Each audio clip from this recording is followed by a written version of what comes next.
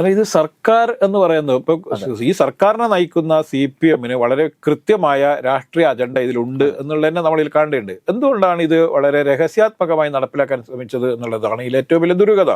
എന്തിനാണ് അവര് മറ്റൊരു പദ്ധതിക്കാണെന്ന് പറഞ്ഞുകൊണ്ട് അവിടെ സ്ഥലം മേടിച്ചത്?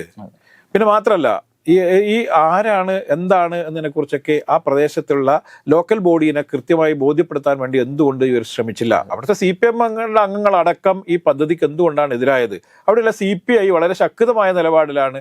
പാലക്കാട് ജില്ലയിലെ CPI നേതൃത്വം യഥാർത്ഥത്തിൽ എതിരാണ്. അതുകൊണ്ടാണ് MP രാജേഷ് ഇന്ന് ഈ ബിനോയ് വിശ്വത്തെ നേരിൽ കാണാനും കാര്യങ്ങൾ ബോധ്യപ്പെടുത്താനൊക്കെ ശ്രമിച്ചതെന്ന് നമ്മൾ ഇപ്പം വികസനത്തിന്റെ പേര് പറഞ്ഞുകൊണ്ട് ഈ പല ഇത്തരത്തിലുള്ള പദ്ധതികൾ നടപ്പിലാക്കാനുള്ള ശ്രമത്തെ ഏറ്റവും കൂടുതൽ എതിർത്തിരുന്ന ആരാണെന്ന് നമുക്കറിയാം. ഇപ്പൊ പല പദ്ധതികളും ഇവിടെ സ്ഥാപിക്കാൻ വേണ്ടി പിന്നെ തീരുമാനം എടുത്തപ്പോഴൊക്കെ അതിനെതിരെയൊക്കെ വളരെ കൃത്യമായ നിലപാടുകൾ സ്വീകരിക്കുകയും സമരമാർഗങ്ങളിലൂടെ ആ പദ്ധതി ഇല്ലാതാക്കുകയും ചെയ്ത പാർട്ടിയാണ് CPM നമ്മളിൽ കാണുന്നത്. ഇപ്പം